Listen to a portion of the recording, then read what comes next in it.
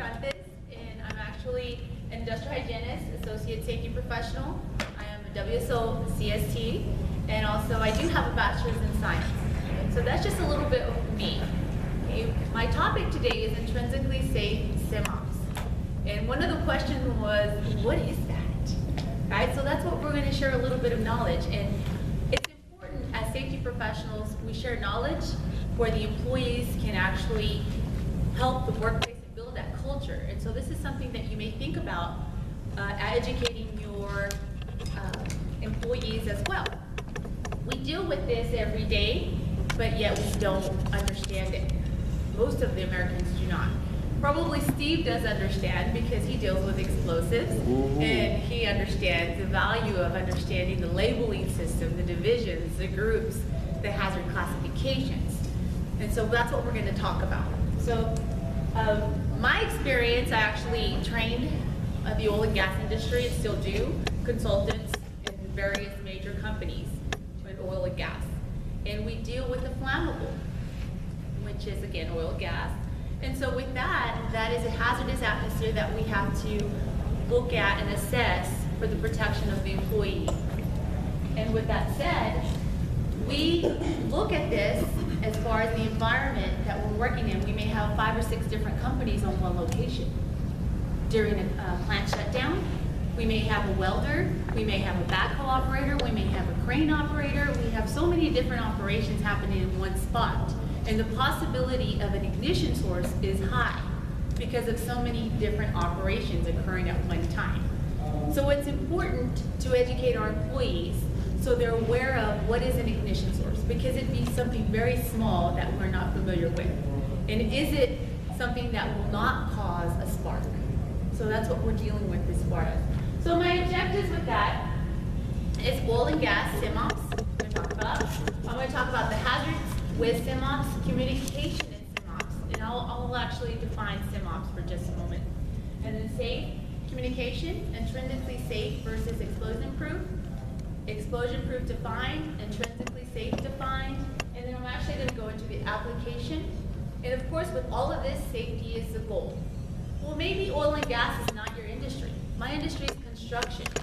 My industry is factory, manufacturing. Okay? Or maybe this is not even what I deal with. I deal with maybe kitchens.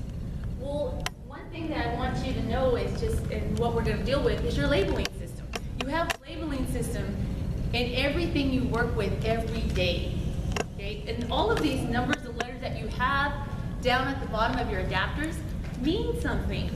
Okay? This, for instance, this adapter is just simply off of these speakers. Okay? How many times did we read this? Do we understand what this means? Okay, so this is what we're going to talk about, and something that will make your home life even safer, and maybe encourage employees to be safer at home. All right, so what I'm basically going to talk about is define again, as I mentioned, intrinsically safe. This is what the goal of this course is. And then I'm also going to tell you about basic hazards when you're dealing with gas, fumes, vapors, dust, fibers as well. Those are some others that we'll be dealing with. And what are the legal requirements when you're dealing with these types of hazardous atmospheres? And there is a lot. When you're dealing with explosive, it's not just one entity. There's several different entities depending on what country you're dealing with. And then as well as what type of controls, engineering controls, can you set up to protect your employees? And one thing is just making them aware of the labeling system themselves, as well as the degree of hazard and the volatility with different products. You know, we do have different levels of volatility depending on the product. And we discern this through SDSs, right? We'll talk about that. And just some techniques and solutions when you're dealing with a hazardous atmosphere. So oil and gas, I'm going to start with this SIMOPS because there is a lot of different, when we deal with oil and gas, you not only do drilling, construction sites, you do plant shutdowns. All of these are SIMOP operations that you deal with. Construction of pipeline, say if you're constructing a new pipeline, we have not only a backhoe operator, we have a welder on location. We also have hands that are rustabout helping this whole setup. And so you may have a crane involved as well when you do a shutdown. Maybe you have a dehive that you're pulling out ceramic beads, and you have asbestos crew, you have a crane crew, you have the scaffold crew, all in one little small area.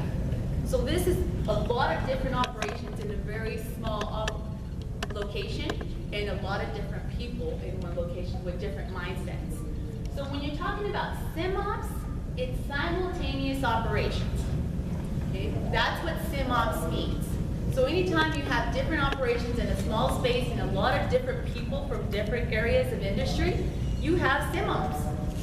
So with that said, there's many risks when you're dealing with SIMOPS because you have a very small space that you're all dealing with the same operation to help build, maybe construct, or repair.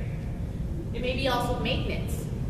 Also, the coexistence of all these people, they need to know of each other. Well, we do job hazard analysis and we make other people aware of what's going on, but yet we all have to take care of you. And in this situation, when we're dealing with hazardous atmospheres, we also have to look at equipment. And not only the large equipment, the cranes, the backhoes that are coming in, but you have to think about your small equipment, your cell phones. Right? Your cell phones is one as well. And that's a possible risk. So ignition sources, okay, when you're doing or performing SIMOPS, there's something that you have to evaluate in a hazardous location and atmosphere. With that is ignition sources could be electrical. You have to think about that ignition source. The other ignition source would be grinding, welding, in the same location, in a SIMOPS operation. These are hazards in the toxic atmosphere. With that said, so when we're dealing with electrical, we have a lockout-tagout process that we follow to ensure there's not an ignition source at that point. And that's what in OSHA standards, we follow 1910.147 in regards to shutting down that piece of equipment so it doesn't have any type of electrical device that will work. But how about our grinding or welding? We'll have to make sure that there is not ignition sources there. And I want to go back to the basics. Okay? The basics are the fire tetrahedron. Okay? This is the basics. In order to have fire, you have to have heat, fuel, oxygen. And they all come together in a chemical reaction. Right? When you have that chemical reaction, guess what? You have fire. What makes oil and gas simultaneous operation so hazardous is we have the fuel. And oxygen is already in the atmosphere. So an ignition source as simple as a cigarette, cell phone, an electrical apparatus that's not intrinsically safe or explosion proof, we'll talk about that in just a moment, the difference, will cause a fire and can cost lives. So this is why this is so important. When we're looking at a hazard, we have to reduce that hazard as safety professionals. The first thing we should do is try to eliminate the hazard. Well, in this specific area, oil and gas industry, to eliminate the hazard, you'd have to remove the fuel, the ignition source of the oxygen. That's not going to happen because oxygen is naturally there. The product that you're trying to recover is oil and gas. So then you have to look at your ignition source and try to eliminate. Another thing you can do is substitute the process, but we can't do that because that's part of what we're doing to accomplish is receive that fuel. That's the whole process that we're dealing with. So we set up engineering controls. That's the most effective way for us to control hazard is engineering controls. So as safety professionals, we have to think about this process and how we can develop engineering controls to protect the employee. With that said, also process. Let's look at administrative controls and regulations as well. What governs ignition sources and protection of the employee, as well as PPE. All right, so let's talk about lower explosion limit. Okay. When you're talking about a chemical that is flammable, there is a set point will it ignite. Okay? And that is, there is a level that it'll ignite, and it may reach a point that's too rich to ignite. So that LEL, or lower explosion limit, or lower flammability limit, and there's an upper flammability limit, or a UEL. So as you can see on the scale here, you have gases, as an example. 1.4 is where it actually will ignite. 7.6 is the range where it's explosive. When it's above that range, it's too rich to burn. With this, chemicals have different LEL levels, okay, depending on what their constituents are. Okay, where will we find this information, guys? As safety professionals? Any idea? SDSs, yes. Okay, so that's where we would look for our LELs. As safety professionals, we should know where to resource and look for the right answers. So with that, different chemicals have different LELs. We find those in the safety data sheets. Very good, thank you, sir. So lower explosive limit, or also known as lower flammability limit. Okay. So now that we understand this aspect, ignition sources, what controls, what administrative controls and regulations we need to look at in order to help reduce these risks of ignition sources or set up engineering controls for employees within the workplace? Motion 1810 is one good place to start. Yes, very good. Yes, OSHA. Okay, we're going to talk about that in just a moment. Great. So, but one thing you also need to think about is we're dealing as World Safety Organization. We not only deal with OSHA, we deal with other regulations that we have to think about. And not all manufacturers are in the United States. So going back to my example of the adapter, if you look at this adapter, it's a simple adapter for speakers. There is so much coding and gibberish down here. If you don't understand it, it's gibberish, right? What does this exactly mean? Breaking down this label, it could be a whole college course, to be totally honest with you, because there's a lot to it. And it's so simple, you're thinking, well, it's just a label, no big deal. But each one is a regulation in a different country. So we'll talk about that. So one thing you're going to look at is the definition of explosive. Okay, so dangerous substance and explosive atmosphere regulation 2002. Okay, so it actually defines explosive. So it goes into explosion or explosive material, what the definition it has, but it also talks about the employer's legal responsibility to protect the employee in explosive atmospheres and environment. So that's what this one is, one of the controls. So let's look at the requirements. What is an explosive atmosphere? According to DSEAR, an explosive atmosphere is defined as a mixture of chemicals, right? It is dangerous substances in the air. It could be gas, vapor, fumes, fibers. All of these are dangerous. And these conditions, under the right atmospheric conditions, can actually ignite. So that is explosive atmosphere. Again, going back to the oil and gas industry, this is something that we have to deal with a day in, day out basis because we are already going to have fuel, oxygen, so we have to manage and mitigate the ignition sources. And with so many different companies on location, how do you do this? How do you oversee this so your ignition sources are reduced? So with that said, there's also another regulatory body, ATEC. Okay, this is European. Okay, there's two directives, and these have different regulations. There's 9992, and then you have Directive 94.9. Okay, and you see the EC on each one of these. EC is European compliant. So then you go back to again, you have on these you have an EC or CE compliant with European directives. When you see that, that means hey, we're okay on that end, right? So there is so much to this label, and there's so many different regulations that govern explosives and flammables. Okay? So let's talk about OSHA. What does OSHA say about all this? Well, let's talk about hazardous locations and how we rate these things, right? So OSHA says class, division, group. This is what we need to look at as safety professionals and when we categorize our different flammables and explosives. So with that said, we're going to look at what? NEC. Anybody know what the NEC is? National Electric Code. The electric code, National Electric Code, that is in the United States. Okay? And so with the NEC, they actually classify, and they have different classifications. Class 1, Division 1 and 2, Class 2, Division 1 and 2. They're different classifications. So on your label, you'll have to see Division 1 1 and 2. So you'll see class and division on the same label. It's labeled European, but it's also labeled according to OSHA regulations. All right, so what are your classes? Class 1 is your gases, your vapors. Class 2, your combustible dust. Class 3, your fibers and any type of flying material.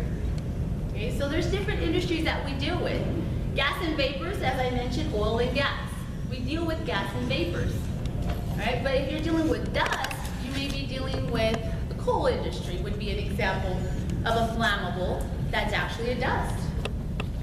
We also have to look at fibers. It may be the textile mills that you may have to look at class 3. So different situations will govern different classes depending on the exposure. All right, divisions.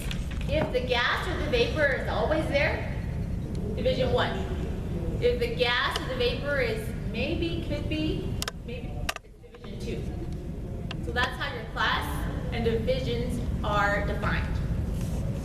Now you have groups. Okay, so depending on the flammable substance that you're dealing with, you have group A, acetylene, group B, hydrogen, group 3, petrochemicals, and then you have group 4, which are petrochemicals that have methane. So on a given location, we may have a welder that's using an acetylene tank that you have also oil in gas vessel in place. So this is why SIMOPS or simultaneous operations in the oil and gas can be so hazardous. With this group, it's important that communication, the whole point of conference we're talking about communication and enhancing communication within the workplace. When you're dealing with a hazardous flammable, it's important that you do communicate to one another, especially when you have different operations going on. There's a saying in Spanish, every mind is a different world. And it really is. Because when you have different operations going on in one location, everybody's mindset is totally different. Welders on welders time, backhoe operators on backhoe time, the rustabouts on rustabout time, and the conversation is very different from one group to another. In a plant shutdown example, your asbestos crew is one, your scaffold crew is another, right? And then you have the nitrogen that they're going to come purge the tank. That guy's a whole different world in himself. And if they're just thinking about me, the danger is there for others. So we think about, we have flammable, we have oxygen. We need to eliminate those ignition sources, especially when we're dealing with this process. So communication is important. So some of the things that we do when we're doing all these operations is, yes, we do job safety analysis so we can evaluate what hazards are there, right? We look over, we say, hey, there's a basic step-by-step process. This is what we're doing. This is the hazards, and this is how we're controlling these hazards. And yes, we do a pre-tailgate meeting. Everybody gets together, and every crew member, their leader, will talk about what their job steps are, what hazards entailed in their job steps, and then that helps. That doesn't eliminate, it helps everyone know what everybody else is doing. All right, so some of the systems that are in place are monitoring systems. We have gas monitors. And oil and gas normally use, and what we use just basically is a quad gas. Okay, it's a quad gas monitor. Yes, sir. Yes, sir. Perfect. You evaluate H2S, carbon monoxide, O2 or oxygen level, and your LEL. Okay, your lower explosion limit or your lower flammability limit is on that monitor. It's important to understand those numbers and recognize them. So it's important to have value training when you do have someone behind that machine. Right? Because a lot of times that gets handed to a rustabout hand that doesn't understand those numbers, and that's a person that will maybe lead someone to an accident because he didn't realize what was going on. So it's important to train. So these systems are there to protect, but also isolation valves, shutdown valves are there to also help in these gas or oil and gas industries. All right, so let's talk about safe communication in these areas. How do we communicate to one another without having an ignition source? Do we all agree that a cell phone could possibly be an ignition source? Yes, okay? So we have to think about that when we're communicating to one another in the oil and gas industry. for sure, right? Because that's an ignition source. All right, now, who's there? Who's on location? So we have a sign-in process. A lot of people have actually moved, or companies have actually moved to swipe system that they have. So everyone that's on the plant, you know who's there and when they're not, okay? Or a tagging system for each person. This is for the safety of everyone on the plant or the oil and gas lease. As well as permits. We do hot work permits. Everyone, if you're not familiar with hot work permit, it's actually a JSA, but it's a more detailed JSA where a permit writer or someone takes on the responsibility to evaluate in more detail that area. That's the hot work permit. And then with the last set is the pre-check. Let's check our vehicles. Let's check our equipment, okay? As well as devices, power tools, and anti-spark equipment. What's anti-spark? What is that?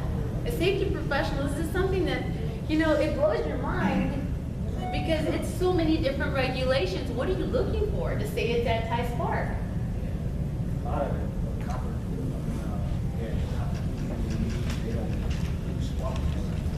Yes, you want to make sure those things you're walking on and stuff. Absolutely. And it would be so simple to have just a crew of us about to come in with a regular set. Yeah, regular radio.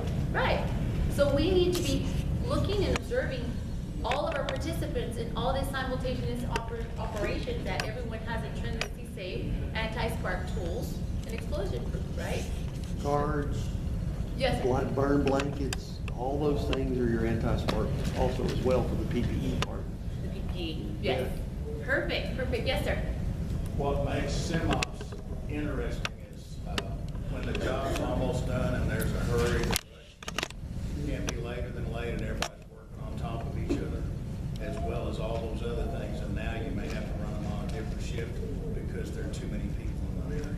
Yes. And it adversely affects it. Drop something from above, somebody come in behind you, it's moving so fast in the first one. Yes, most definitely. Thank you. Sure. All right. So intrinsically safe versus explosion proof. It is not the same thing. I've run into many safety professionals that they believe this is the same thing. It is not. Okay? So anyone can tell me the difference other than Steve? Intrinsically safe versus explosion proof. Yes, sir. If it's a light, it means that if the bulb fails, it will not be an ignition source. Okay. But the other intrinsically safe, you're not going to find many cameras without paying a fortune. But if there is a problem, it will not affect the outside atmosphere. It has testing procedures and it has FM approval and all those things, and it's very expensive. Whatever it is that's on there, they pay dearly to get that. Right. Okay. Well, I'm going to expand on that a little bit. Good thought. Good thought. So we're going to talk about what is explosion proof and intrinsically safe. And let's learn the difference. So there is a big difference. OSHA classifies different aspects. If you ever want to know and download all of these division and groups, you can actually go to OSHA regulation. And it actually will tell you the different aspects. But explosion proof is basically you have a piece of equipment that the outside is made out of steel or cast aluminum that will contain the explosion. If it does happen, it's going to stay in there. That's explosion proof. It'll contain it. It's not protected from explosion outside in. It protects the explosion from inside out. So it's encased. It's encased in something, right? Intrinsically safe is actually, it works at a lower level of charge and doesn't allow it to reach the LEL, and so therefore it will not ignite. Right? And so that's a big difference when you're looking at your equipment. Okay, so with that said, this intrinsically safe, when you're looking at American codes, we follow the National Electrical Code. And this is set forth with our National Firefighter Protection Agency, NFPA. NFPA 70. And every 3 years, this changes. Right? So there's where our codes change in the United States. But as I mentioned, there's other regulations that are European, as well as DSEAR, as well as another European agency as well. So these are definitions are expressed there. So explosion proof is, again, the housing of this type of equipment is either stainless steel, and then it's cast aluminum, sorry, and it actually is encased. The explosion stays inside. Okay, with that said. All right, so these are examples. So if you want to see if something's explosion proof, you're going to see this little hexagon in the corner, and it says EX, explosion proof. That's what that says. Okay, so look for that symbol. Your product is explosion proof. All right, you have explosion proof cell phones. You have explosion proof flashlights, explosion proof fans. So these are just some examples. There's many more examples out there. But look for that hexagon with the EX. This is a typical label. This is pretty much what you see here, and then some. This is as complicated as this gets. There is a lot to this label. If you see there in this explosion proof, European compliant, there's your divisions in there, right? And there's also FM codes, there's other codes that you look into and you can deal with, right? So there is so much to this label. And so let's simplify it a little bit.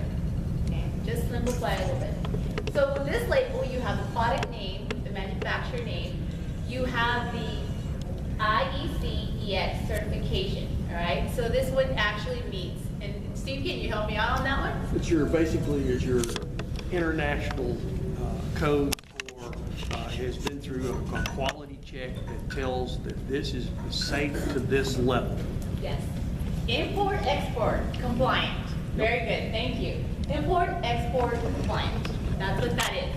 And so exposure classifications are here. And of course you have your division, right? Your groups, your ATEX marking, and that's that you have different initiatives on that, the 99 and the 92. And then you have the year zero number, IEC, power specs, and then you have the ATEX certification that's included, and then the operating range. And then you have the European compliant marking, which is that CE. So, and then that's just another example of labels. So this is simplifying your labeling system in your electronics. Yes, sir.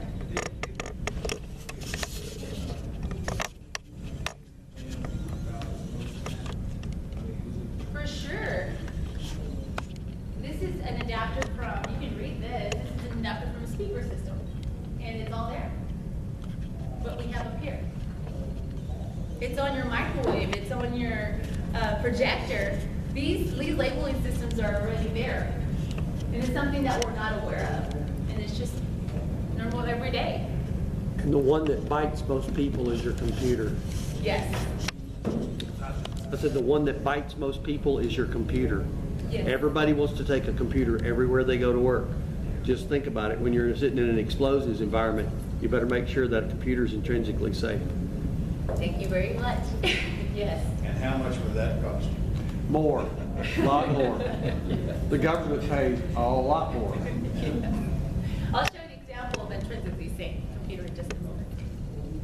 So when we're dealing with any type of flammable atmosphere that is a dangerous substance, explosive, you want to protect it and protect the employee and protect people from this hazard. There's different methods you can use to set up this engineering controls. All right, and so flame-proof, enclosed, pressurized, power field, oil field, increased safety, but we want to really focus on this one, intrinsically safe. And so when you're looking at gas and dust, how do you make that intrinsically safe? And so the protection measures during your normal operations, if you're looking for as far as specific fault conditions that could occur, and then the circuitry or any circuits that are there cannot discharge sufficient energy to ignite the atmosphere you're putting it into. So that would also be. That's the protection that you want to do when you're trying to get your area intrinsically safe. So again, intrinsically safe. There's other, when you're dealing with construction, when you're dealing with fluids, there's other protection measures that you try to incorporate so you can reduce the possibility of an ignition in a hazardous atmosphere. This is just other resources you look for. You're not only dealing with electrical. Remember that our energy sources are electrical, thermal, pneumatic, hydraulic. So we have a lot of different sources of energy. So we have to think of others as well. So this will deal with all the others possible. Okay, so intrinsically safe defined, just going back to our definition, and this is, usually you see I.S. That will tell you, if you see that on your labeling system, intrinsically safe. So that term is basically, as mentioned, if the charge in that piece of equipment is not enough to ignite, to reach LEO in that atmosphere you're putting it into. All right, so it does follow the National Firefighter Protection Agency 70. This is the code that you deal with, or the National Electrical Code. Changes every 3 years. All right, so something you need to stay on top of. All right, so when you're looking at the NFPA definition of intrinsically safe, it has to meet this requirement, an electrical component. And when you're dealing with this component, it basically does not generate more than 1.5 volts, 100 milliamps, or 25 milliamps, or a passive component that does not dissipate more than 1.3 watts. That's intrinsically safe, according to the NFPA 70. So just an example, say you have a control panel. You set up an engineering control, intrinsically safety barrier. Okay, so then it will protect you from the hazardous atmosphere. Because remember, it's not going to get to that ignitable limit. The lower exposure limit is not going to reach it. So it's not going to be able to ignite. So this could be a smoke detector, any sounder beacon, or any other industrial or intrinsically safe device. That's how this is set up. It works at a lower voltage. Okay, so what do we look for in intrinsically safe? There is actually an underwriter lab that actually tests to make sure it is intrinsically safe. So you have UL on your label as well. So those are some of the labeling systems that you see. You see UL, you see I.S, you see CE, and then you see ATEX as well, along with other different regulatory bodies on your label. So again, this is a national recognized testing center. Everyone familiar with the underwriter's laboratory that maybe tests all your fire extinguishers as well, as an example. Yeah. So with that said, this is an example of an intrinsically safe radio. So when we're on location, we have to be able to communicate to one another. So intrinsically safe is important to help reduce ignition sources. So that would be an example of an intrinsically safe radio. Another thing is grounding and bonding. This can also help you reduce possible ignition sources.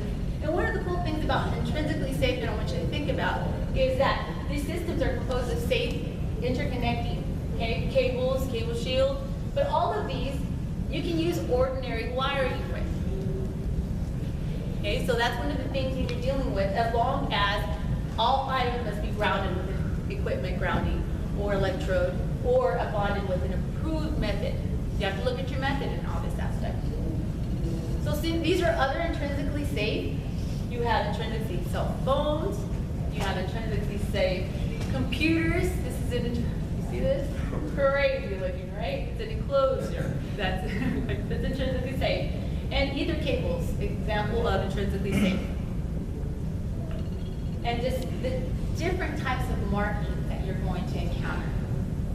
And there's just so many different labeling systems. You see and mentioned, different governing bodies. And I just went over the CE and explosive atmosphere symbol, the EX, that will tell you explosive proof. And then your gases are going into different divisions. Okay, classes, divisions, groups, depending on what kind of chemical you're dealing with. So if you're looking for intrinsically safe, okay, IS would be an example, but you also can look for different markings like EXIB, that would be intrinsically safe, and then EEXI8, Division 2C, TF, T5, intrinsically safe. These are different markings. Again, it could be many combinations because you're dealing with different chemicals. All right, so one way to determine if a device, it may be safe for hazardous atmospheres, you can look for your UL, underwriter laboratory. That UL needs to be on the label. that would be compliant with the National Fire Protection Agency's 70 code. So, all right. A lot of devices, people think because it's batteries, it works on batteries, no problem, we're good. Right? Not true. Not true. And so you have to understand that if it's on battery or working with batteries, it can cause a spark as well. So you have to make sure it's intrinsically safe. Okay, so some applications, when you're looking at different applications, you can use these intrinsically safe in different industries. Okay, so the class 1, class 2, and class 3, gas vapors, and when you're dealing with these types of materials, depending on what class, how would you apply them? Well, there's different industries, and when I was talking as far as oil and gas, we're actually class 1, petroleum refineries, so we have to look for a label that has class 1. Now I'm gonna look at the division. It may be division 2 because the gas is always present, or it may be not present, division 1 or 2, and that's like class 1, division 1. Okay. Or you have class 2, which is your grain elevators, coal and dust, and you have division, or class 3, I'm sorry, apologize, I'm talking about classes. Class 3, textile mills. Once you determine what class, you look at the division. Is the hazard always present or mainly present? Division 1, 2, and then you look at your groups. Safety is key goal in all of this. As safety professionals, we need to actually educate our employees, and we also have to have them look for this because they may bring a tool on location that we are not familiar with, and if they know how to read a label, maybe they can help insure. And so we need to educate our employees as far as labeling system when we're dealing with explosive environments or hazardous environments. So just in summary, intrinsically safe, it's just defined that it runs at a lower as far as discharge level, okay? So it will not ignite, okay? Basic hazards would be your fibers, any flying, dust, vapors, fumes.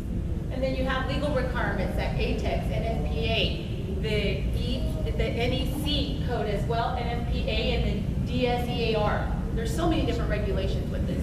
And then intrinsically safe controls that you can devise is shutdown or shut off valves, isolation valves, lockout, tagout. These are other systems that you can put in place. And look at your atmosphere.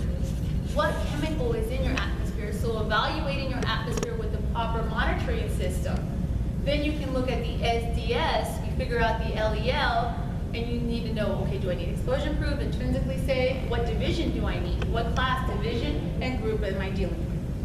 And then also examples of intrinsically safe techniques, as mentioned. Look into the possibility of purchasing radios, phones, computers that are intrinsically safe. European, these are all different regulations that you may have to look at to ensure that your workplace is safe. With thousands of workers and employees, in a certain stage will be like SIMOPS activities between the live operations and the construction operations, and this is what we face actually from the project I came. And there is like a security gates where you will find some workers, they need to take their mobile phone inside a live plant, which is prohibited. So we have some cases who try to hide their mobile phones in the helmet, in the shoes. Yes, yes. Yeah, so this is a really very risky operation. Right, absolutely. Yeah, and one of the challenges also during the SIMOPS activities, the drop objects. We had many incidents with regarding drop objects and loose material. That I wouldn't go in. And I've got the supervisor right where is it double block and bleed? Is it they got everything isolated and blinded? You got to know what's going on. The ventilation, you can't take anything for granted. Anything, even a manhole. Guys running fiber optic cable is going to be chased. Continuous monitor. Don't mess around with it. Do it right. Very good point. And your calibration records. You have to calibrate it, and you have to have the right gas.